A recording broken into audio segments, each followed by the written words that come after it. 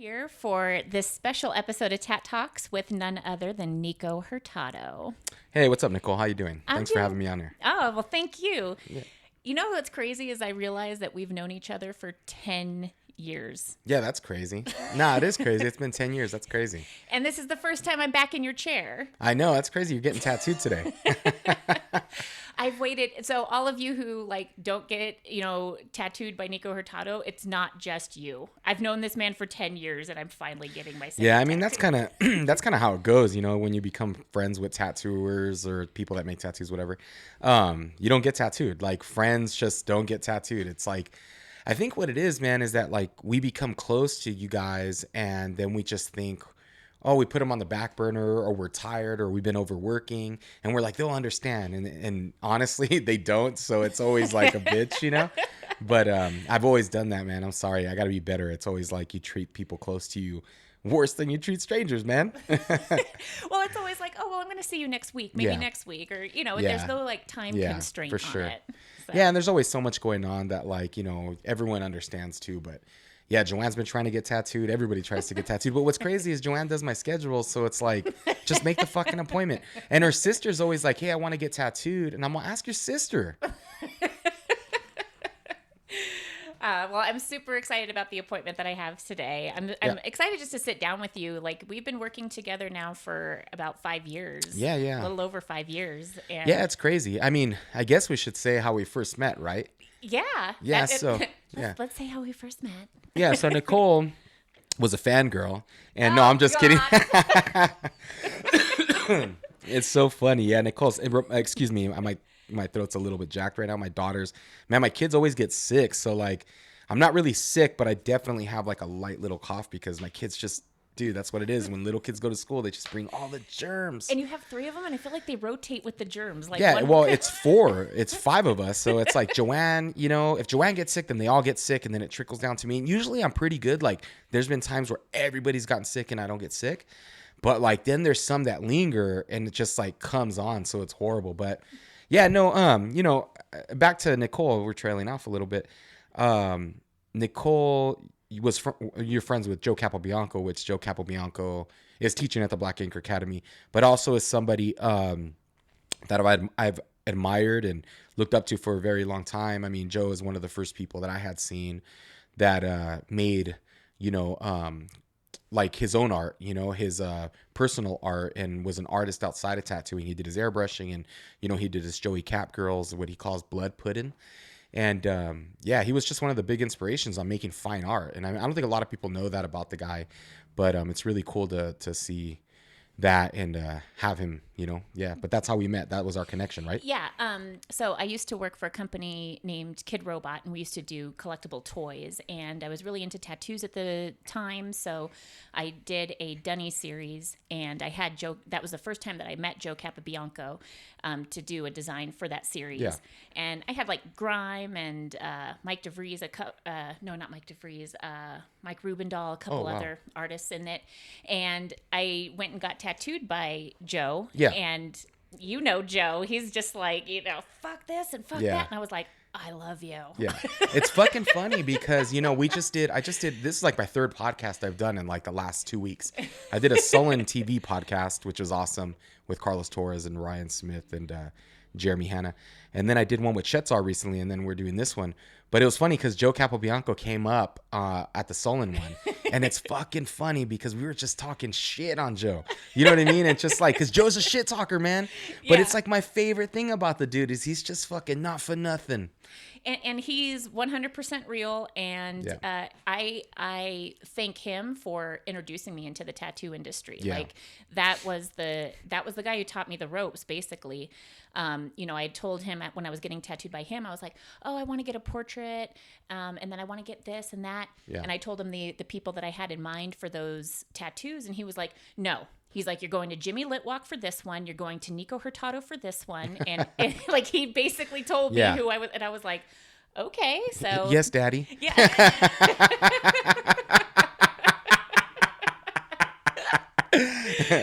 Oh, man. You don't say say no to Joe, Yeah. right? So, I believe he made the appointment. Yeah. I was living on the East Coast, and I flew Yeah. out here. You were working at Art Junkies at the time. Yeah, what's crazy is I did a portrait of Nichole on herself. I have the very first selfie tat. Yeah, she does. She does. She was like, I want myself all cute zombie, you know? But yeah, no, it was cool, man. You know, Nichole came out. I was working at Ignition Tattoo at the time, and she came out. And it's crazy to see how different life is, because when you came out, I was literally working in like this back little corner. I mean, I'm still in the desert, you know, but it was like small, man. I would say my little station was probably like, I don't know, maybe half of this. Yeah, it was like 5-6 feet by like maybe 10 feet at the most, dude. And it was small. It was a small little area, but I loved it, you know, and that's really where I built like my career, because I was just able, I had keys to the shop. I did whatever I wanted. I paid rent, and I just, it was great, you know? So tattooing Nichole back then was awesome. The tattoo still looks good, you know? Yeah. I mean, it'd be great to redo it, but a little bit of me just wants to see it age, you know? So it's cool, you know. It'll be cool to tattoo you again and see the difference. You know, that's gonna be awesome. Yeah. But even that night, that was the first time I met Matt. Matt had long ass My brother, hair. really? Yeah. That's when you met him? Wow, he must have been like 17, 18. He was young, and Yeah. I think that he had just started getting an interest in art, because he was watching you tattoo for about an hour or so. Yeah. Asking you questions and stuff, and he Yeah. hadn't even started tattooing at that point. Yeah, he probably hadn't even started art yet, to be honest, because my brother, you know, a lot of people don't know this, but he lived with me when he was like 16, 17 till about 21. And, you know, he really didn't do art, but, you know, I really didn't have anything to teach him. So it was like, hey, Matt, you know, this is all I got. And at the very least, you can be, you know, halfway good if you like it, and you can make a living, you know. And so, because I can't teach him how to be a mechanic, you know. So, you know, I have a rule, you know, if somebody wants to apprentice from me, I give them a sketchbook, and then I just tell them, hey, fill that sketchbook up. And I've had so many of my friends ask me to learn how to tattoo. So, you know, I gave him the sketchbook, and within like, I don't know, a couple months, my brother filled the whole sketchbook up. And then it really bit him. Like, art really bit him. And then he was like, hey, I'm going to take an art class at the community college. And he took it. And then he went on to meet my friends that, you know, teach and that are amazing artists. So he went down that road. And man, I'm really impressed by him today. And it's funny because I just did Chet's podcast, and me and Chet were talking about it. And Chet was saying how Matt, in his opinion, has been the artist that has grown the most that he's seen from the beginning to now, that he's seen him go leaps and bounds, you know. And it's pretty cool that, you know, somebody like Chet, that's such a renowned artist, a dark art artist, you know, would recognize that. And actually, it's funny because for Christmas, I bought my brother a study from Chet, like a little 5x7 study. Mm-hmm. And, it was just to inspire him to make art. This was before he became, you know, started making art. And I said, look, I'm buying you this. And I gave it to him Christmas morning. And I was like, look, I'm giving you this to inspire you to pursue art. Like, I know this guy's a big artist that you admire, and this is just something little to push you and see if it, you know, you'll do it. And he did. You know, I'm impressed. Yeah. And he even has a feature in this month's Tattoo Society magazine. Yeah, man. Like, Tony Rommel, man. He's a really good friend of mine. Yeah. And that magazine's amazing. Yeah. It's always been pretty much like the tattoo magazine for people like in the industry. I mean, I would say the tattoo magazine for the new era of tattooing. You know what I mean? Definitely Tony has like kind of almost like a single genre. Like, it's all like the new forthcomers. You know what I mean? Like, I don't ever see that much traditional in it. But it's a different, you know, it's very cool. I love the magazine, and, you know, I've had articles in there and stuff, and Tony's just an amazing guy and has a good heart. Yeah, I think he's got a really good eye also for tattoos to put in the magazine. That's where I think I first saw Bob Tyrell in that magazine, and a bunch of different artists. Yeah, I mean, that was a big deal when I got my first article in there. I know my brother's super excited about that Tattoo Society magazine article, and, you know, the beautiful Christy Max on the front of it. It's cool. You know what I mean? So my brother's stoked, and that's cool, man. It's just cool. He always picks good models for the front cover too. So it's a cool magazine. Well, let's talk about magazines. I mean, you've been in the industry now for, 17 years? Yeah, I've been tattooing for about 17 years. This right now in this time is 17. Like, I started my apprenticeship about this time. I went in to Art Junkies Tattoo, where I started to visit my friend that had been open maybe a month or two. And I went in there just to say what's up to Mike DeMasi. And, you know, they had just opened. They had just started. And they were like, hey, you should learn how to tattoo. And I was like, yeah, fuck it. I'm slow in construction. So, the next day I went in, and the rest is history. The rest is history. So I think that the first time, the Batman tattoo. Let's Yeah. just talk about you even know what it is. The Yeah, Batman I mean, tattoo. you know, it's funny because I never really did art. Like, I've never really drawn my whole life. Like, I'm just gonna sound crazy. I've been drawing since I was a kid. I saw You some know. of your drawings when we went to the storage unit. I saw that sick alien drawing you Oh did. yeah, you like that shit? Dude, I should show that shit. Holy fuck. Yeah. I will show it. I gotta show that. No, but I never did art. Like, I always dabbled and I always loved it. Like, I drew my whole life. And I think, like, in elementary school, if I always felt like I got attention from it if I drew. And it was just one of those things. I don't think I recognized it at the time. But as I got older, I took art classes, and I had a lot of opportunities for that. So I took high school art, and then I took some classes in Art Center Pasadena, and that was really the only schooling I had. But I'm really fortunate. I think that I like just art in general, and so a lot of the approach that I have is obviously implemented and like has ideas from other people, but generally it's pretty much mine. Like, it's the way my brain works, it's the way I see things, it's the way I break things down. And I can't say I'm that formally taught. I just watched a documentary. It's on Netflix. It's called oh man, it's about an artist that was forgotten, but he was talking Oh, about the sculptor? Struggle. It's called Yeah, yeah, Struggle. yeah. Yeah, the sculptor, exactly. And did you watch it? No, not yet. Okay, I it's saw the awesome. preview. Yeah, it's called Struggle. It's great. And he had a really cool thing to say, and he was saying that, formally taught artists are amazing, and I'm not taking anything away from this, but he was saying that it kind of hinders you in a way because you don't think your own way. And I think that that's been my greatest strength is I get pieces and nuggets of information, but I have to use my own brain because I don't have anyone teaching me. So I just think hours and hours of repetition is kind of will get you the same place. It's going to take you a little longer. But, the painting stuff, obviously Sean Barber, Michael Husser, people like that, I did learn, certain things from. But definitely just hours and hours of working on your craft is what hones you. And if you really want to watch a cool documentary, that's a cool documentary on art. And the perspective of the guy, is kind of interesting. Nice. And through doing your own thing and kind of working through it, you were able to Oh yeah, you asked me about the Batman tattoo. yeah. But like inventing the stencil style that you I mean, needed to I use. learned that in school, in high school. We made these. So you had like an 8x10 paper, and I'm sure a lot of people did this, and then you blew it up to like a giant paper. And what you did is you gridded it out. And then on the small 8x10 paper that you were referencing, you'd map out all your highlights and everything like that. So when I tattooed my first portrait, that's how I naturally wanted to make all my stencil. Like, I put all the highlights, all the little shapes, everything I seen. And the girl that actually worked with me actually told me I was wrong for doing that. She said, that's not how you make it. You're going to get lost. It's going to wipe away. And I said, look, this is what I feel comfortable with. And I did it. And I continued to do it that way. And now, I'm not saying I'm the first one to do it, but I do definitely think in my era and my time around me, I was definitely the first. Bob Terrell did something a little similar. Sorry. Bob Terrell did something a little similar with like dotted lines, but I didn't see that until way after. And then, so it's crazy because then everybody at the shop that I worked at kind of started doing it too. And she ended up doing it as well, so I just think it's crazy. But I mean, that's cool though, everyone was willing to learn. And really, like, what was great about the shop that I worked at is everybody was so hungry, like, as far as like wanting to get better, that the friendly competition was there for us to all get better. And Nice. that's really what outdoed us as far as like, just becoming better together. So you really don't need to be with like a famous artist or study under somebody.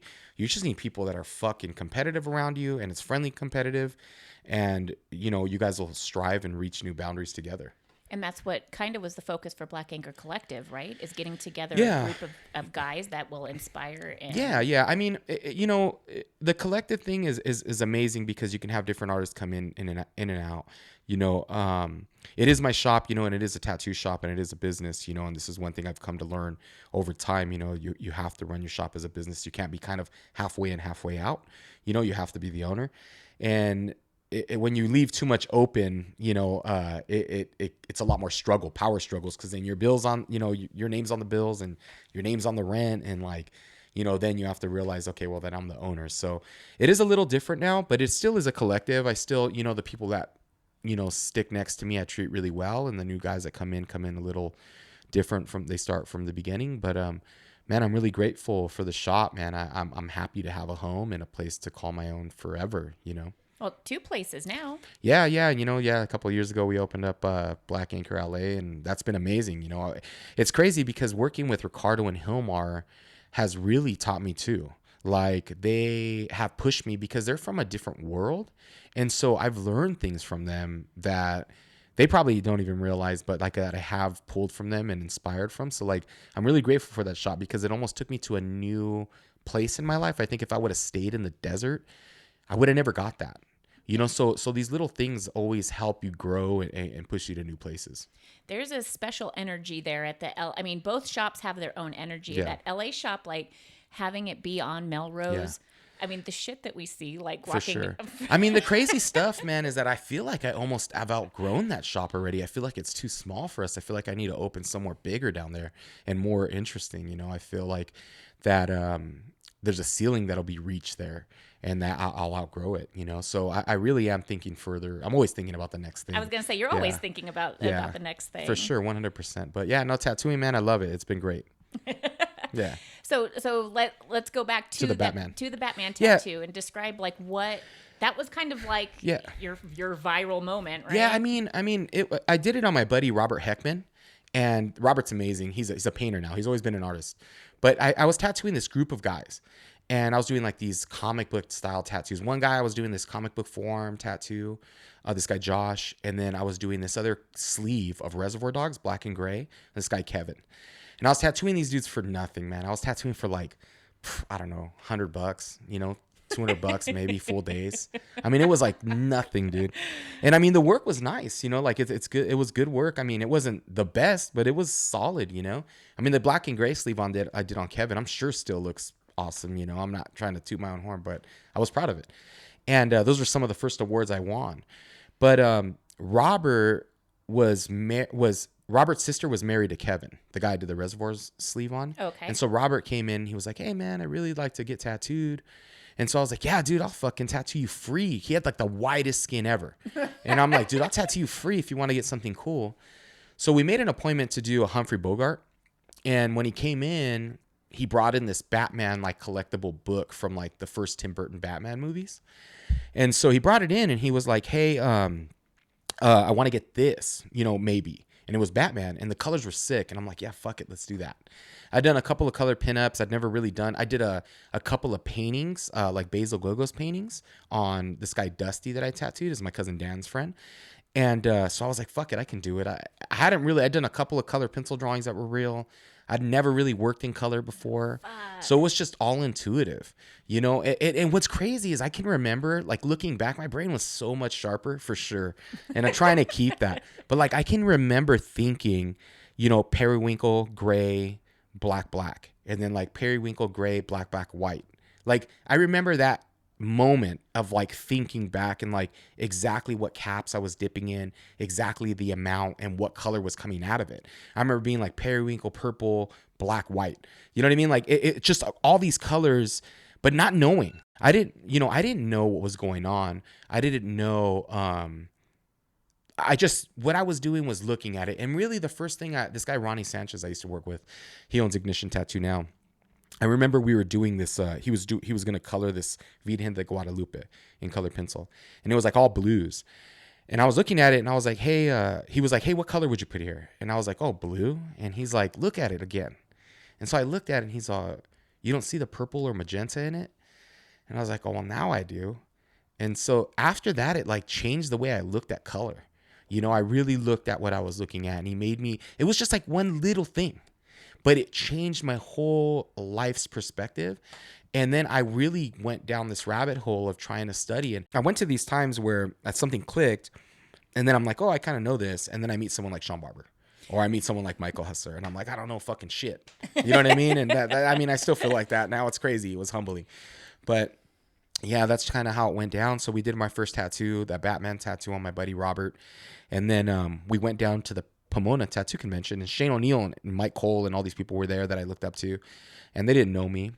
And I remember distinctly telling my Robert, hey, don't tell nobody like that I did this. You know what I mean? Because I just felt like, I don't know, I just didn't want the attention, you know? And I felt weird. Like I didn't feel uncomfortable. Did you not think it was good enough to show? No, like I wanted Shane to O'Neill, show, but I or- just wanted to see people act like the way they acted. Okay. You know, kind of see how they reacted to it, kind of be a fly on the wall. And was this your first tattoo convention, the Pomona? No, that Oh, my okay. first tattoo convention was Ink Slinger's Ball when I was 16. sick. You know, yeah, my my cousin's husband Adam, he took us there because he was checking the show out, so we went there and we checked it out. It was pretty cool. It was probably my first introduction to a tattoo convention. But that's when tattoo conventions were fucking tattoo conventions. That was like fucking bikers there. There was like, I guess what you would call freaks. Like the cat dude was there. You know what I mean? And like it was a dude and he had these big fake tits and like cat face. You know what I mean? And then like the lizard guy. And, you know, that was the first time I ever seen Robert Hernandez. And that was the first time I ever seen Paul Booth. And I mean, I was young. You know what I Yeah. mean? So it was like long time ago, you know? And then 2 years later, so this goes with that story from Batman. So my first award was Pomona. Like I went down there, I took it. What'd you win? I won first place portrait, Okay. but there was no color portrait category at the time. It was just portrait. Chuco, you remember Chuco, the gangster dude? He actually used to always win, you know, best portrait with Chewy, and Chuco used to always come up to me and say, I was number one until you came. You know what I mean? He'd always fucking tell me because he was just racking up awards, dude. And so it was crazy, man. Like, because I've made a lot of relationships. I met a lot of people. Actually, I met Franco Vescovi that first time when years later at Ink Slinger's Ball, or like a year later. But that was my first tattoo convention experience. I won my first award. Mike Cole, people like that were looking at it. And people still tell me about that time. This is probably 15 years ago, maybe 16.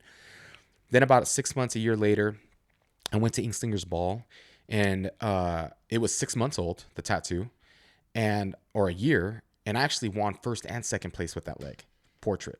What? How? Yeah. I just did, man. They're like, fuck it, give 'em all It the was awards. crazy, man, because, you know, and this is a situation, it's kind of sad, you know, and this is kind of crazy, is that like, you know, you work with people and people get upset, you know, but I remember there was a lot of stuff that happened, and maybe I don't know. You think I should dive into all this stuff, this like weird negativity stuff that happened? Well, I think you should, because you're so positive and having to come through that. Like Well, you're Well, what's crazy deal is we with were it all good. young and naive. You know what I mean? And I can't blame anyone for anything. You know what I mean? Like it's all like everybody had jealousy, even myself. You know.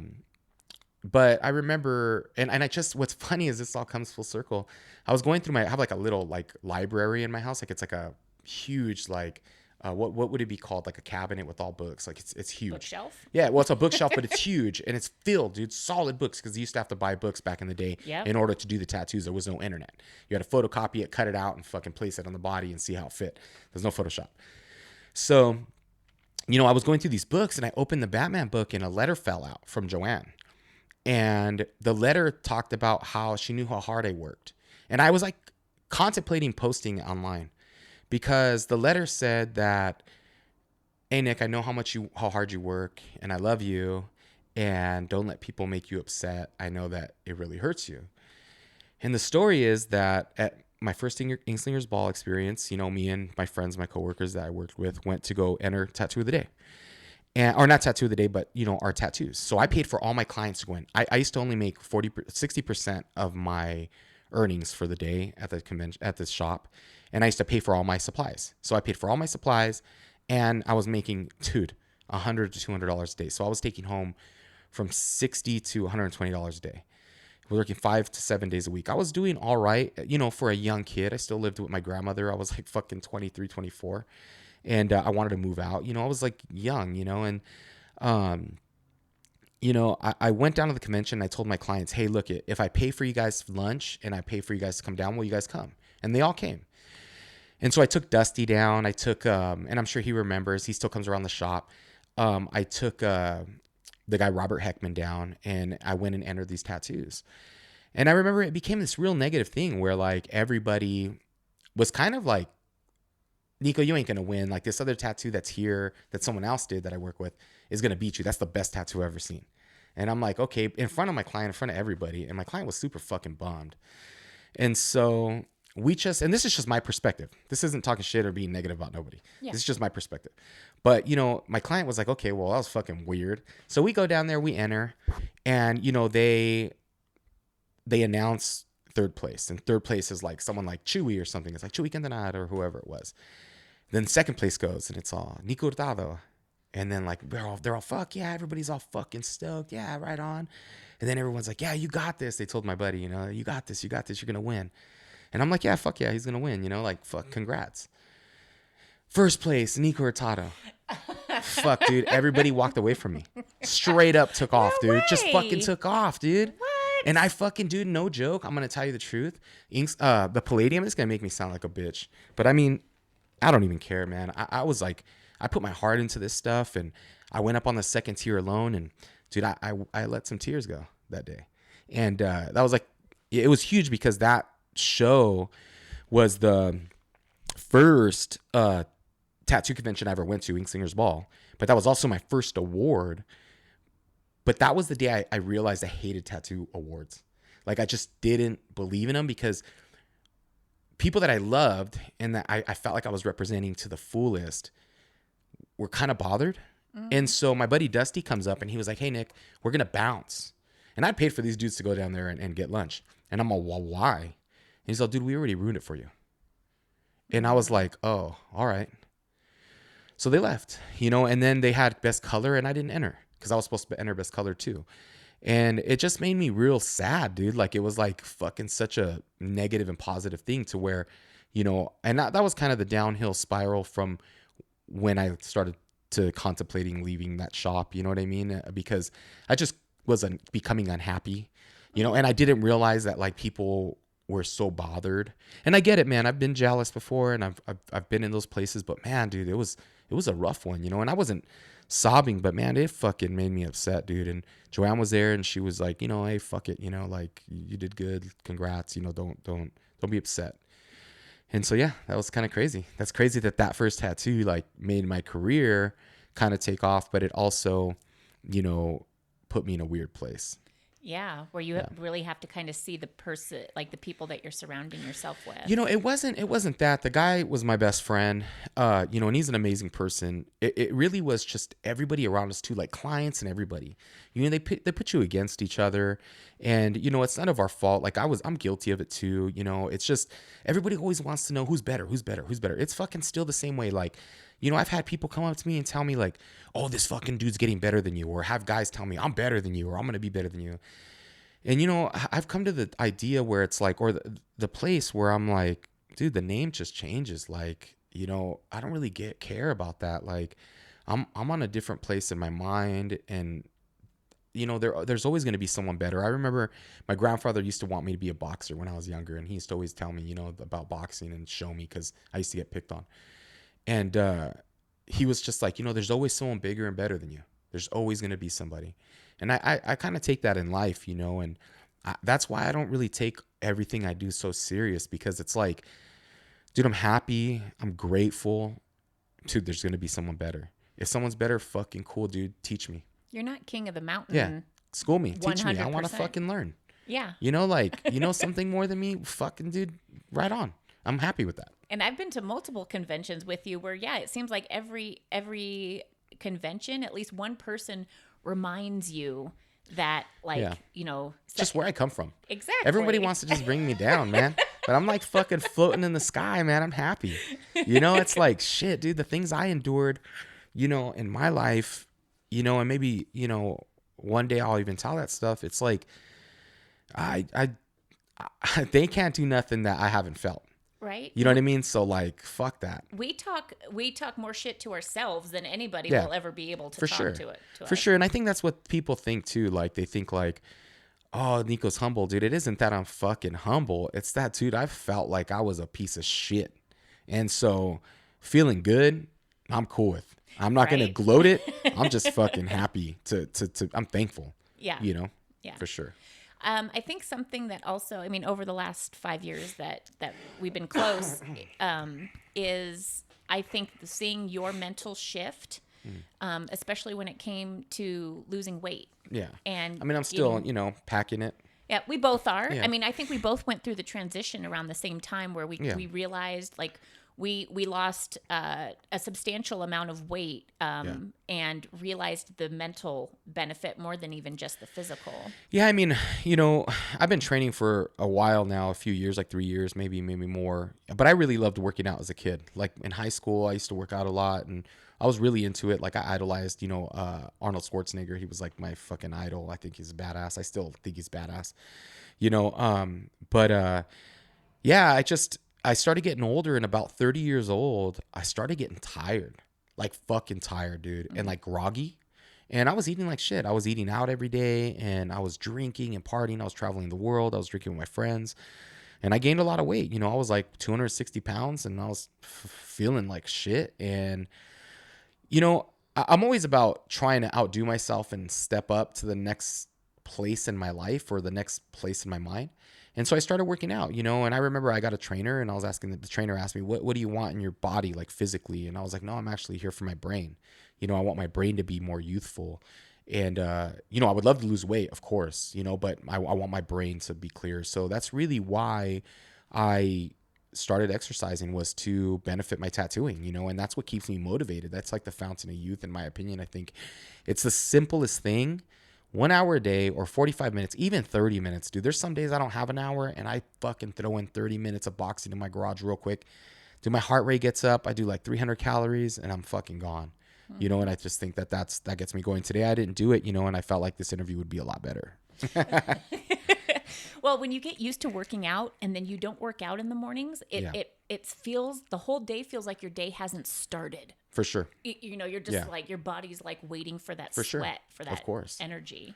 It's crazy. But yeah, no, I mean, I'm always trying to, like you, and I think it's contagious, like I've watched Carlos go through it. I watched, my brother exercises. He walks on the treadmill every day just to get himself going. I've watched Cheese do it. Jose that works with me. The other guys that used to work with me were doing it. Nicole does it. I've even watched my cousin Dan do it, and he was killing it. And I encourage these guys to keep doing it. And encourage myself to. It's something I'll do the rest of my life, and I'm sure at different moments it'll be a lot more serious than others. But I've already made that promise to myself where it's forever. Yeah. Especially since your back injury a couple years ago. Yeah, and it helps a lot. Like even sitting here the way I am, I can feel it, and but I do things like to help it, and yeah, man, you work your ass off. You're gonna break something, and I pretty much hurt myself and injured myself tattooing, and you just got to be conscious of like your posture, conscious of your health, and you want a long career, you got to be healthy. And that's what I think that a lot of tattoo artists don't realize, because they feel good now. Yeah. But being hunched over, the way that you guys sit for hours on end. Well, I talked to Mike DeVries. I talked to Derb Morrison, and most, Carlos Torres. Like, we all have back problems. We all have problems with, and they're all different degrees, but we all agree that shit, you need to move, dude. You need to fucking get up and exercise. Yeah. I mean, there's been several tattoo artists that have actually had to have back surgery. Yeah. I mean, Luke Westman, Tim Hendricks. I mean, when I was hurt, they reached out, and I'm really thankful for them. I mean, it meant a lot to me. It gave me like this energy and a little bit of love and care that, they reached out. So I'm super thankful for that. I don't think even Tim Hendricks, man, like Tim's been a huge inspiration of mine. If you don't know his work, you need to really check it out. He's a badass.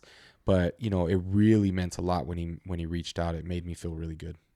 Good. And I'm super glad that you made a full recovery after that. Yeah, I mean, I still have back issues, but like my toes aren't numb no more. Or on one side, my leg has strength, and I had 2 epidurals. Luckily, haven't had to have surgery, and I just got to keep myself moving, and I gotta really keep my weight in my mind. Yeah. Well, control. Well, I think that's always been the most difficult. I mean, for me, it's food for me personally. For sure. Like exercise, I enjoy doing it and I don't have a problem, but you can't outwork a bad diet. Yeah. The retraction of like your body just wants to go back to that place. It just wants to fucking go fat, and then I have this thing here and I'm like drinking it and it's like, yeah, but it is what it is. You got to live your life, and I drink a lot more water, and yeah, I just had bad habits. Yeah, and a lot less alcohol now, and no. Yeah, I don't really drink, man. I smoked weed for a little bit, and I love it. I love weed, and I love alcohol, but I try not to do that anymore. As far as weed goes, I just want to eat, dude. Like, I love it, and I think it's great, but I just want to eat. So I chose not to do that maybe a few months ago, and I don't smoke weed no more. I probably will once in a while with friends or do something like that if I have a couple of days just to fuck off.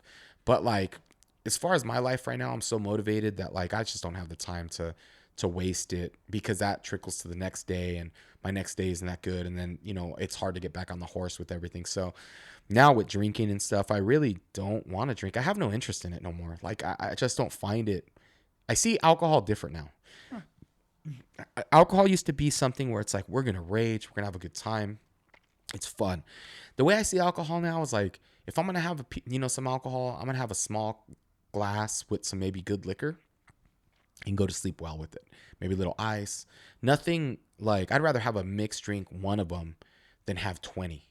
You know what I mean? I'm just not interested no more. Well, the lifestyle of tattooing, I mean, years ago, you guys go to these conventions, you're in different parts of the world, everyone's partying, having a good time. It's a natural, I mean, I did it too, like touring around, you just naturally get pulled into the party atmosphere because, you know, you're away. Yeah, I mean, I've had some of the best times of my life. Yeah. Like, especially like Tattoo Society we were talking about earlier, Tony Rommel, we would see each other at every country, Denmark, Mexico, Australia. And man, those were some fun times. I had amazing times traveling and just raging.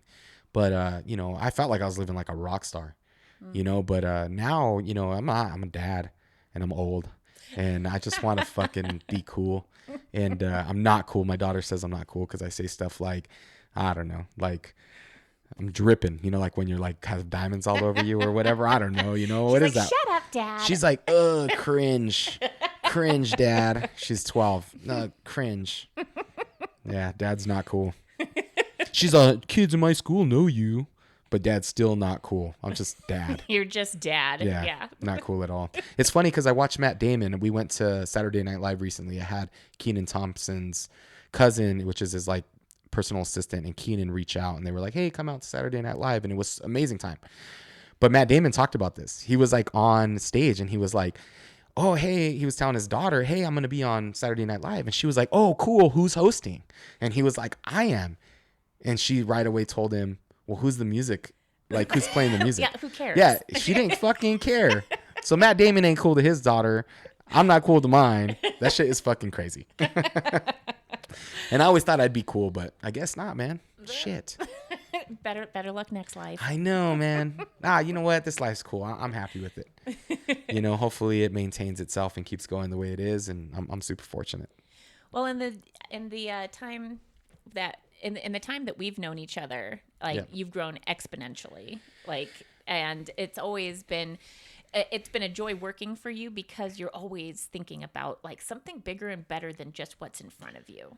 Yeah, I mean, the same for you, you know what I mean? Like when we started working together, it was like, I have to give you a lot of credit. A lot of the stuff that I've done over the last 5 years is a credit to you. And, just because you've helped me manage it, the shop's running, my cousin Dan, and my sister Emily in LA, like I can't do it alone, so I'm super fortunate for the people I have around me.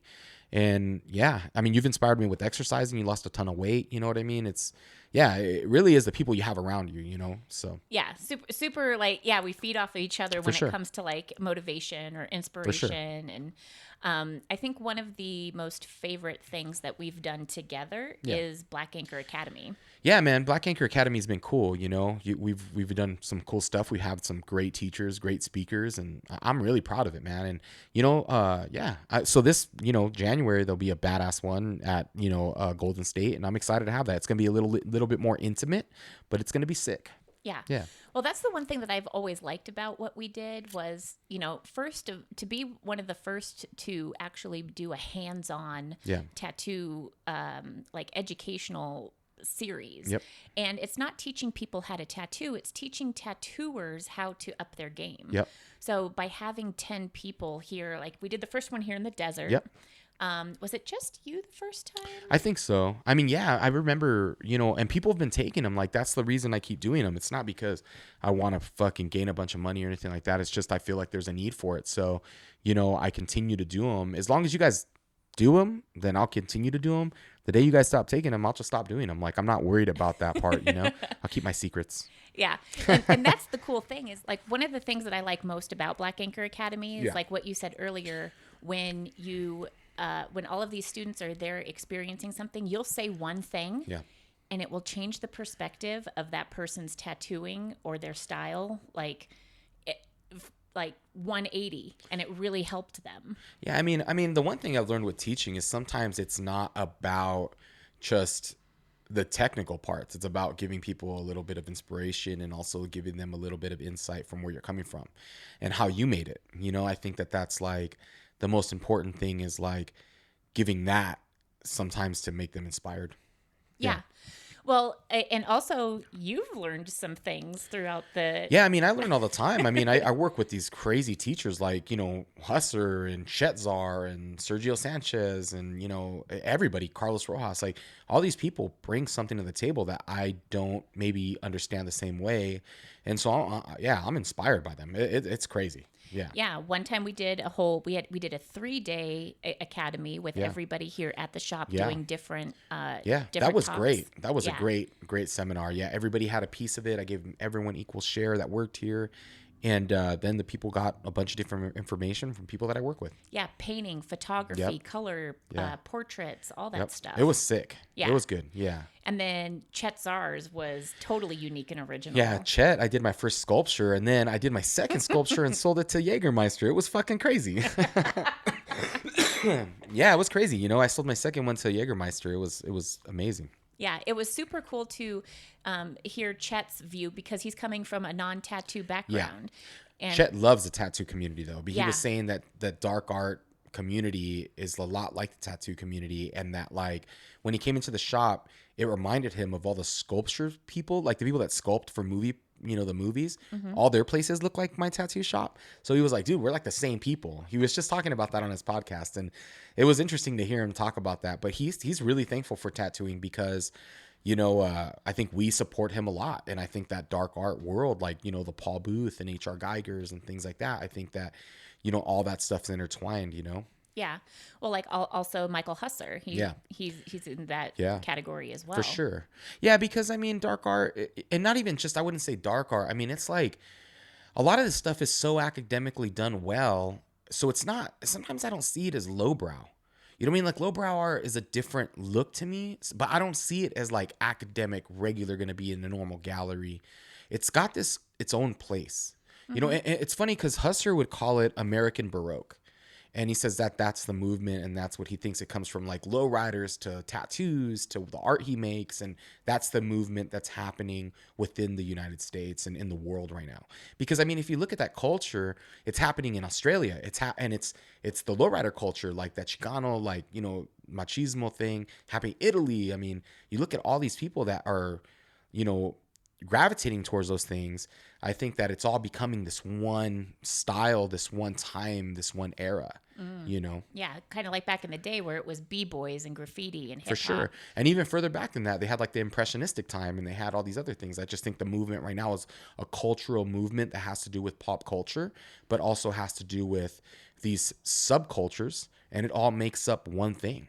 Yeah. That people just don't see it because they're not seeing it from an outside perspective, or they're not seeing it from a perspective from they're looking into the past. It's like happening in front of our eyes. And that's the thing with tattooing too. Like a lot of people don't understand that tattooing it's been around for a very long time, but images on the body like probably can't be more than how many hundreds of years old. Like, I mean, I think like the Victorian days they had some, and they, but usually it was tribal and things like that. Like, I think if you were to take a Bugs Bunny tattooed on your leg and it was like perfectly rendered Bugs Bunny, like just straight out of the cartoon, and you went back 200 years, they'd probably burn you at the stake. Probably. Yeah, because it'd be this fucking witchcraft. We can't even print shit like that. Yeah, totally. How did you do that? Yeah, exactly. So I think that, I just think that it's in a different place. And I'm not even talking about just realism tattooers. I'm talking about just like, tattooing in general. Mm-hmm. It's at a different place. Yeah. Oh, it totally has. I mean, I just even think about LA Ink days until now, how much it's grown in popularity. Yeah. I mean, Miami Ink, it really changed everything. I think that there was Inked, which was Hart and Huntington, which was cool. Yeah, I forgot about that. Yeah, which was cool. But then, Miami came in and that shit was cool. Like I liked it. It was just about tattooing and it was a cool show and I watched it. That was probably the last tattoo show I really watched. And then LA Ink came in and it was good too, until they got kind of weird. You know what I mean? It became like more drama because of the, reality TV thing took off so crazy. Then after that, you had Honey Boo Boo and some fucking crazy ass shit going on, dude. Fuck, man. I don't even know. And now it's not even like that. I'm glad actually television shows are coming back into style, like these epic, like Breaking Bad style things. Well, I think it's because, we don't have to rely on just cable television anymore. Yeah. We got Netflix, we got sure. Hulu, and we got YouTube wanting to make, unique content for their viewers. Sure. It's crazy because Apple's putting in $1 billion next year into the content they're going to make because they're making their own platform and they're going to make their own content. So, I mean, dude, you're going to see some fucking crazy stuff coming out, and some shows you'll probably never hear of and some new shows that are probably going to be amazing. I like that everyone's thinking outside the box, but technology, man, it's fucking crazy. What do you hope that technology brings to the tattoo industry? Just more efficient stuff. You know what I mean? I recently checked out these machines from Ink Machines and they have a battery pack on them and it's fucking cool. Like it's cool just to check that stuff out. I see, companies like FK Irons making real cool stuff. They're making new power supplies.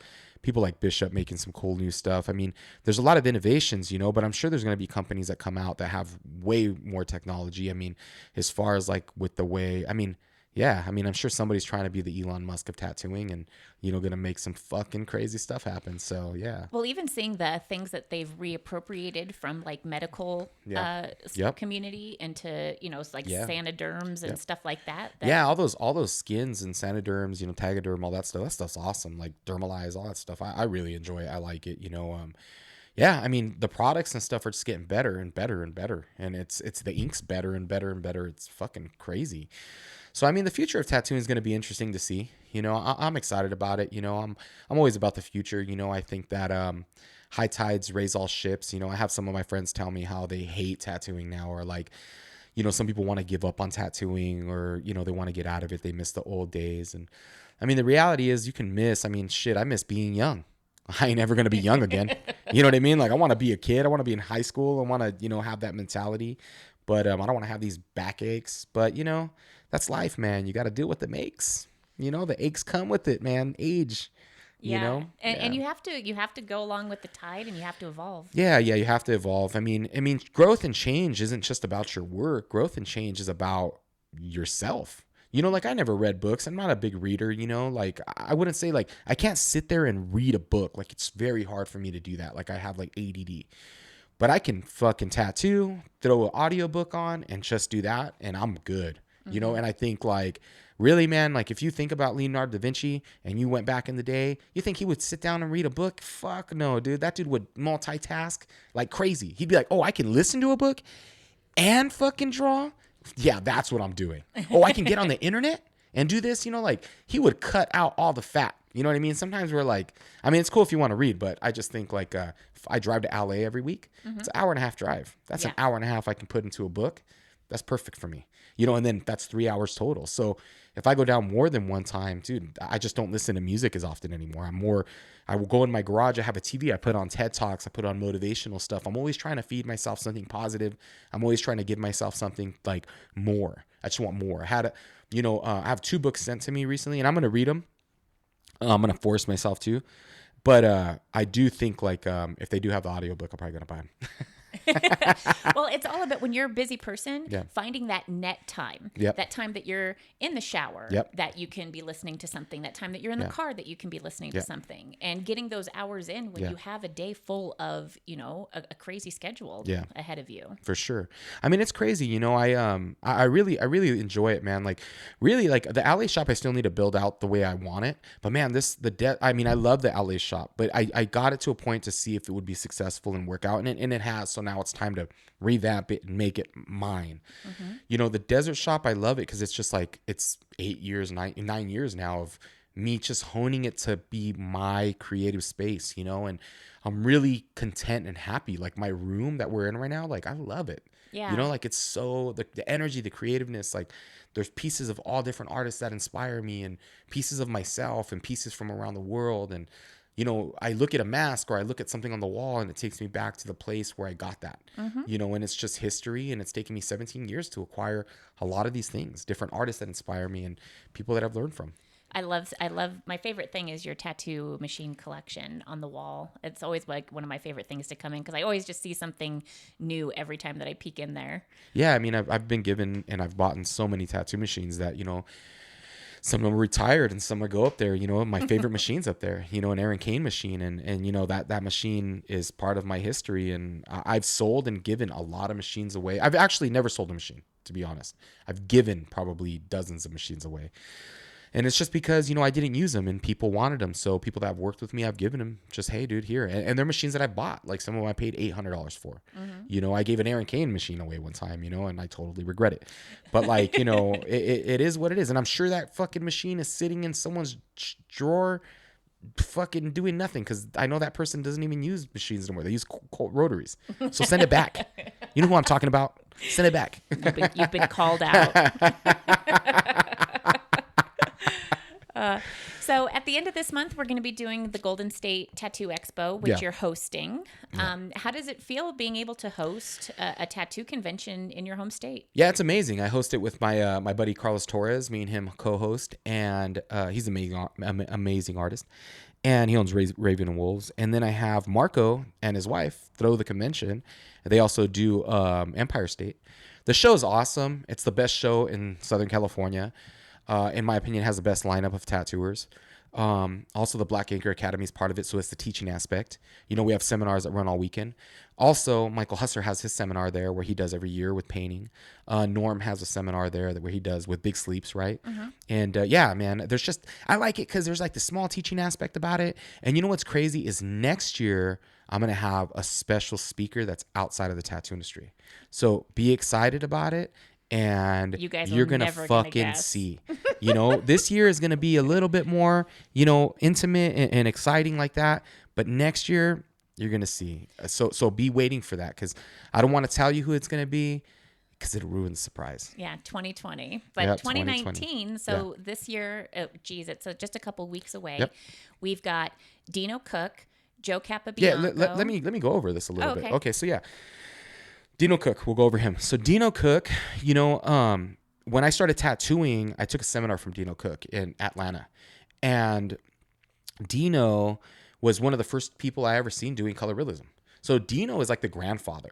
And so all you kids out there doing color realism and you're fucking killing it, you got to pay respects to this dude. Because this dude is the one that inspired me and I learned from.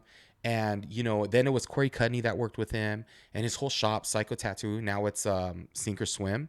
And Dino really just changed tattooing in a way, and there was a lot of people, but Dino will be speaking there. And to me, he's one of those people that really inspired me. Like there was a bird going into the water, grabbing a fish, man, you fucking thing is amazing. Even to this day, it's mind blowing. And the meticulousness of his work, he took his time, man. It wasn't rushed. The photo was good. He was the first person that really got into photography. He painted with people like Wyland. Remember that guy that did those huge murals? Yeah, He's really good friends with him, and he paints with them. He does underwater photography. The largest one of those murals is in Long Beach, by the way. Exactly. So Dino would, I seen it. Dino, it's on that where that. Isn't it at that center? Yeah, it's at the convention center. Yeah. So Dino worked with him on a couple of those. That's crazy. Dude, Dino's a badass. Yeah. That's the thing people don't know. He's a total sweetheart, too. Well, he has a whole new idea on life. And I really admire him for that. Good. And then we have Joe Cap, and we touched on him. Yeah. Yeah, not for nothing. Yeah, forget about it. Yeah, forget about it. But Joe's amazing. He's a great guy, and he's inspired so many, and I could sit here and rant about him, but I won't.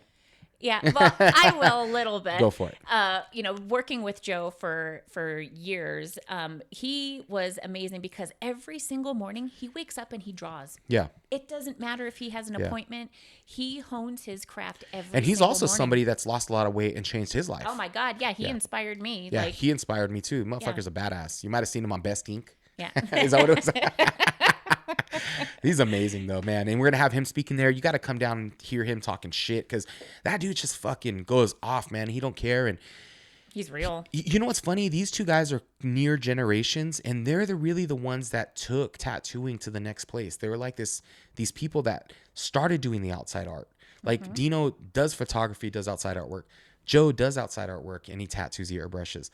These are people that were forward thinkers that really, in my opinion, were the start of where tattooing is today, with a different light, because it wasn't just traditional tattooing. Yeah, yeah. And then we have Carlos Torres. Carlos Torres, actually, I remember seeing his painting, and this was before I knew him. I was at Long Beach, and I seen his painting of a skeleton with like a Patron bottle. And I remember I was like, who the fuck did that? And it was fucking sick. And that dude's a fucking badass. And then we became besties. I mean, at least, he's one of my real close friends. I love the dude. But, he's just a great dude, and I'm really proud of him. He just opened Raven and Wolves, and beautiful shop. Beautiful shop. And it was a dream come true for him. So I've seen him fucking work hard, and me and him talk a lot, about business and stuff. And I'm really proud of him because he's worked really hard for what he's achieved. And so, he'll be teaching there. He'll be talking. He's badass. Next up is who else we got? Betts. Oh, BJ Betts. What can I say? BJ Betts amazing. BJ Betts has tattooed me twice. He tattooed a J on my leg. That was the second tattoo he did for Joanne. And it says Por Vida, because, when I was in junior high, everything was Por Vida. I was like, Por Vida, PV. But yeah, so, that was me. That means for life. But he did my knuckles, my kids' names, Lucy and Nick. What's funny, I'll tell you a little story about that. But BJ's like the best, in my opinion, the best that does lettering. Because BJ wrote all these books, taught everybody, pretty much everybody that does lettering now is kind of like BJ's little baby. You know what I mean? And I think that I know that all of them pay him respects. You know what I mean? And he's just like the godfather of it. So BJ is really someone that inspired everyone. But I'll tell you a funny story is we tried to get BJ at Alley Inc., me and Dan Smith. And I remember I tattooed all day and I didn't eat. And then we got BJ on show, and he didn't end up coming on the show, but they, recorded it. And BJ tattooed my knuckles, and I hadn't eaten. And remember, he did the fucking first line, and it was like 10 hours without food. And I seen white, dude. I fucking, everything went white, and I was about to fall. Like, I was like, dude, it's going down. Yeah, yeah. And then I remember I came to, and I was like, dude, I cannot pass out on TV. This will be fucked. And then he did the rest, and it was awesome. So yeah, BJ's amazing. He's an amazing person. We're really good friends. And, I think that, to come here, and I've taught with him before, like as far as like we went to Canada and we taught a bunch of people up there with Steve Peace and at his convention in Calgary. And that was amazing. I've taken his workshop, his seminar before. And you ever seen like those people that run with the ribbons and like, dance? Yeah. That's BJ with lettering. When he draws, it looks like that. He's just like this like smooth thing. It's crazy. Yeah. I'm excited to see what he has to say, because, I've been friends with BJ for years, but I've never seen him teach. So I'm excited to see that. Yeah, he's a great teacher. So we have a workshop. We have how many spaces? So left? We've got 3 spaces left in the black and gray workshop with you and BJ. 3 spaces. Then 1 spot left with you and Dino and Joe for the color workshop. Yeah. So, I mean, those are going quick. And then we have spaces for the academy. Of course. And they'll be there. And then so more people that are speaking at the seminar. We got Jack Rudy. Yeah, the idea behind Jack was last year he showed up and he was bullshitting, and I was like, Jack, jump on stage. And Jack jumped on stage and just started talking shit. And dude, Jack's so amazing, man. He is the grandfather of tattooing. Yeah, he's been tattooing longer than most people. Have been alive. Yeah.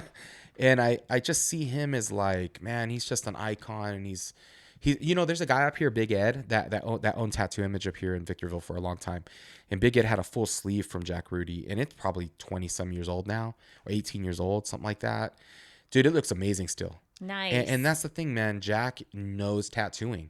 Like, that's the thing with Instagram and all this stuff is like, people don't care as much about when it's healed and when it's gone. It doesn't seem like that to me sometimes because I don't see a whole lot of healed stuff. Mm-hmm. But I would like to see more of that. But that's the thing with Jack and like these people, they know tattoos. Mm-hmm. They know how to make a great tattoo. And I just got tattooed by Jack recently. He did my daughter's name right here, and I would like to get another tattoo from him. And I was supposed to get tattooed by Corey Miller coming up, but I canceled because I ended up going to New York with Joanne for SNL. But I do still want to get tattooed by Corey. I love that dude. Nice. But yeah, so Jack, that's Jack. Yep, Mr. Cartoon. Yeah, what's crazy is Mr. Cartoon has always been like somebody I've looked up to. It's funny because Mr. Cartoon is the first tattooer that I seen that broke outside of tattooing. Yep. He Absolutely. went and tattooed all these celebrities. He went and branded himself, and he fucking killed it. And he continues to. He continues to do so many things. What's crazy is last year he taught the first time at the academy. Yeah. And he fucking killed it. Dude, it was so sick. Dude, he came in like a fucking boss. Yeah. What a and then it's this hype. Like, I'm like, what the fuck? So he came in like a fucking boss. Estevan Arroyo introduced him, and then he had like a hype video. And I was like, what the fuck? Where did that come from? Yeah. And he just put us all to shame. But you know what? That's what that whole idea of the way he made himself look, that's cartoon. And for you to be there to experience this, that's what's important, because you need to see in what regard these people hold themselves. Totally. He holds himself in the place that he knows he deserves and in the position he deserves to be at. So he makes himself known. Yeah. Like, this is me, dude. This is what I'm coming in with. One thing that I pulled away from his seminar is that story of him meeting Eazy-E. Yeah. And just going for it. Yeah. And it's just like, damn. Also with Pharrell, with the pink shirt, like, Yeah. dude, he tells you stories about tattooing. And like, these are life stories that like you can take back and utilize for yourself, you know, and see his perspective. And that's the thing, man, is his whole thing was on branding and how you got to look outside and brand yourself. So that's where tattooing's at now. A lot of great tattooers out there. Now you got to step it up and be like, what do I want to be? Who do I want to be? How do I want to be viewed? Yeah. And that was what was cool to see him And bring. and nobody can step to him when it comes to Oh, that. no way, man. That dude did it without the internet. I know. What a fucking badass. I remember having a Mr. Cartoon sidekick. Yeah, dude. Oh, yeah. That's badass. Yeah, that's crazy. Damn, that's a long time ago, Nicole. Yeah, I know. I'm old shit.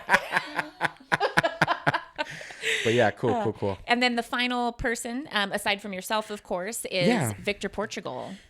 So Victor Portugal, obviously is a fucking badass. You know, Victor Portugal was the last edition, but Victor Portugal has been somebody that has really kind of inspired a whole generation of tattooers, because this whole, like, I remember getting tattooed by Robert. I have like one of those little tears that everybody does now on my forearm. It's just one, but it's cool.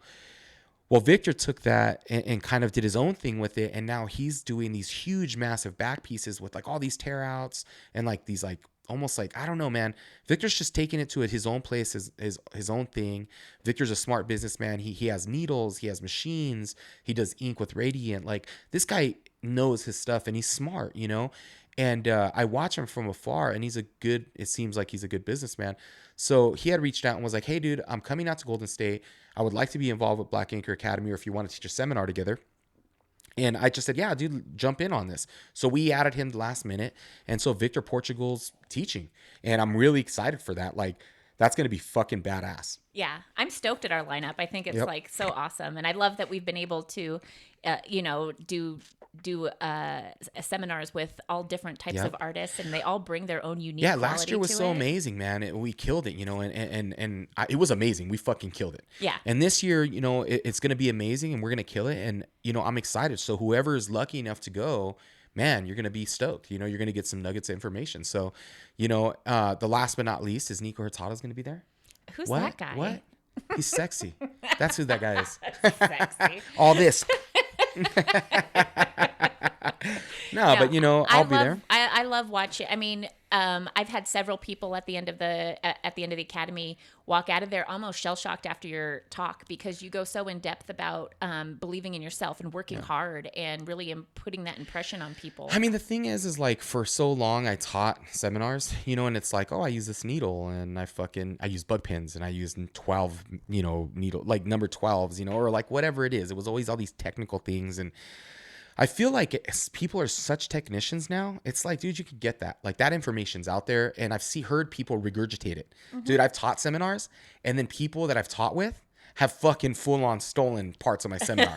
and it's been like that. Dude, I had a guy tell me one time, I remember I started making my photos black and white, and I had a guy tell me one time, hey, I put that in my book, but I didn't credit you or whatever. And I was like fine with it. It's like, whatever.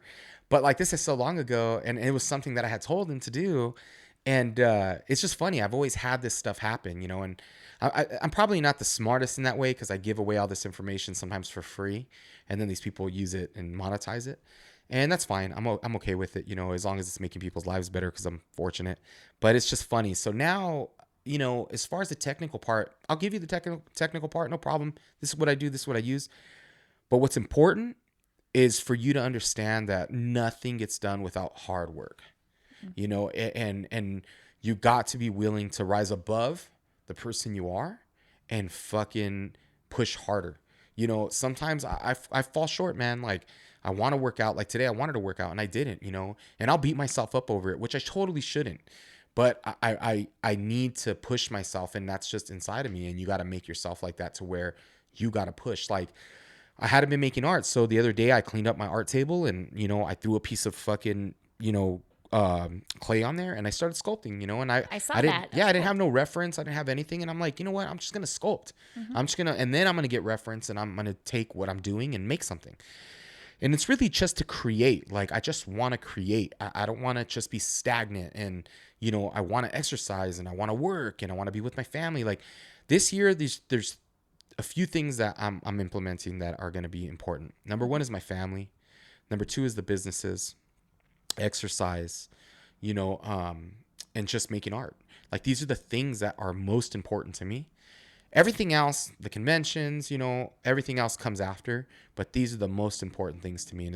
And when I get these things done, then the other things can get done and I can be happy, and it just makes a better life. Good. Well, I'm super excited to see what you have to say at Yeah. Black Anchor Academy. Yeah. We're going to kill it. Yeah. And this has been really fun. Yeah, it's awesome, man. I've been doing so many of them. It's fucking crazy. Like, the Solon one was fucking sick. You know, Chetzar's was awesome. Chetzar's was on Skype. Yeah. Yeah. It was just Skype. And it's just audio. And I was like, man, this is fucking badass. And then this one, you've been doing this one for a little while, right? Who have you interviewed so far? Let's see. I've done Shanghai Kate, Carlos Torres. We actually interviewed Carlos Torres in his empty shop when he just got Raven and that's Wolves. Cool. And then I did Mr. Cartoon and Chewy Quintanar. So, yeah, a couple Damn. people. And Shanghai Kate?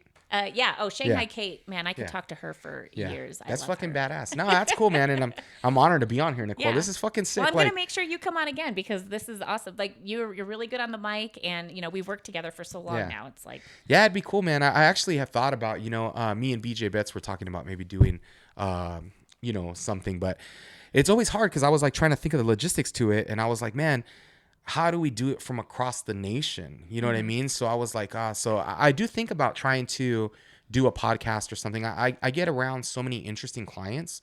It's crazy because like I'm tattooing Claudia coming up here soon. You know, the UFC fighter. Oh yeah. And you know, it's always interesting to me to tattoo these people. Yeah, it's like an interview because I'm sitting there talking to them. Yeah. But, you know, tattooing these people, and then I tattoo other tattooers, and then I tattoo somebody like, you know, I've tattooed The Rock, and, you know, I've tattooed all these people. And the conversations we have is always so interesting. So, like, you know, I thought about maybe if I did do this, like I've been watching Joe Rogan's a lot, and Joe Rogan's really inspired me. I'm like, man, dude, I totally think I could do something like that and make something cool. It was so simple and straightforward. Like, it's just them sitting bullshitting. Yeah, it's what you're doing already, basically, it's cool. on a daily basis. Yeah, and I like talking shit. Yeah, you do. All right, well, instead of talking shit, let's start tattooing me today. All right, well, we still got a design. I know. All right, Nichole. All right, thank you. All right, we're gonna get started. We'll talk to you soon. Hopefully we do this again. Yeah. All right. Well, thanks. Okay, Bye. Bye.